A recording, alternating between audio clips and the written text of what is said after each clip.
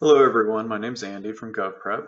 Today we're going to talk about time and process. So we're going to go through the federal fiscal year, the federal fiscal cycle, and how that affects the acquisitions process and the solicitation process.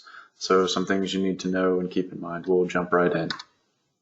So first off, the federal fiscal year, fiscal, not physical, so don't confuse the two.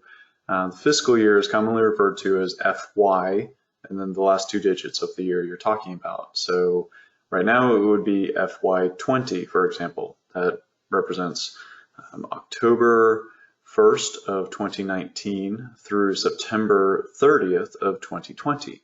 And you can see over here on the right-hand side, that calendar kind of represents where you see the different colors. That's where the fiscal years fall. It's a little odd, but that's how the federal government does it. Some states are different. So for example, Florida is on a July 1st through June 30th fiscal year. So just keep that in mind depending on which agency and which level of government you're talking to. So the budget is released on October 1st.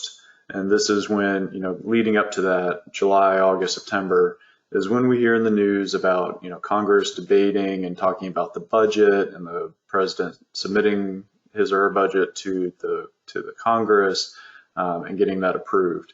So what happens then is if the budget is approved, everything continues on as normal on October 1st, and all agencies can get their budgets and continue operating as normal. If not, you go into continuing resolutions and basically the budgets freeze. But that's a civics lesson for another day. For today, for your purposes, for federal contracting, you want to know that the cycle starts on October 1st and really ramps up towards July, August, September of the end, which is the end of the fiscal year. Some agencies will spend, 50, 60% of their budget in that last quarter of the fiscal year. So just kind of keep that in mind. The government is definitely on a use or lose scenario. So you can see over on the left-hand side, the spending patterns of these are three different government agencies. The spending patterns of these agencies historically show increased spending over the late summer, early fall, leading into that fourth quarter of the fiscal year, which is July, August, September of every year, so that all budgets are completely expended, spent, obligated by the end of September.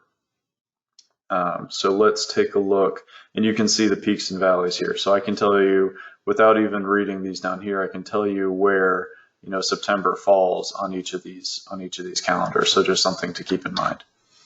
So let's use that as an example here and show three different agencies, three different offices that are doing. These are all government agencies.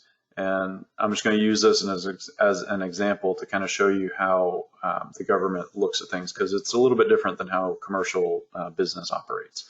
So Agency A in fiscal year 20 gets $100 for their budgets. Agency B and Agency C get the same. They all have the same budget to start with.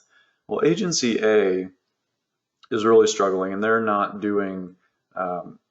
expending their budget. Now, in the commercial world, we would think, okay, well, Agency A came in under budget, right? They saved 20%. They spent less than they needed to, and they still did what they needed to do. Okay, well, fine. Let's keep that in mind. That might be how a commercial business sees things, but Agency B does what they're supposed to do. They spend their budget. They asked for $100, they got $100, and they spent $100. So, all right, noted. Agency C, they asked for $100 and they actually spent $120. Okay, so what happens at the end of the year? Well, come FY21, Agency A, the way government sees this, and this is again broad generic statement, but the way that is interpreted is, well, you asked Agency A, you asked for $100. you didn't use $100, you only used $80.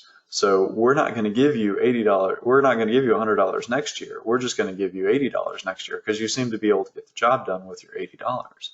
Agency B, you were right on budget, you did what you expected, and we're going to give you the same because, right, you're on track, you're doing what you're supposed to be doing.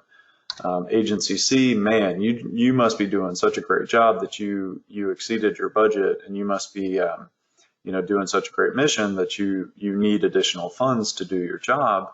So we're going to increase your budget for next year and give you a 20% increase, give you $120 next year.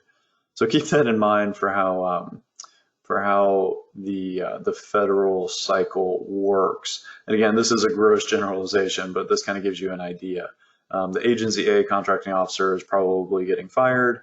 Agency B is doing their job, and Agency C, depending on the details, of course, but they probably got a promotion. So just kind of keep that in mind when you're dealing with the different agencies.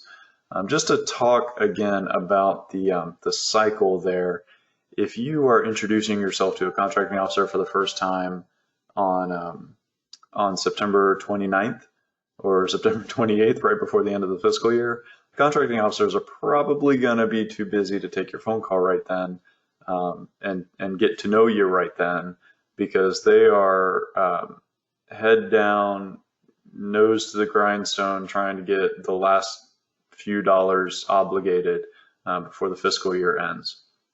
Some companies have offices in the West Coast and out in Hawaii so that they can keep that time stamp as long as possible for September 30th.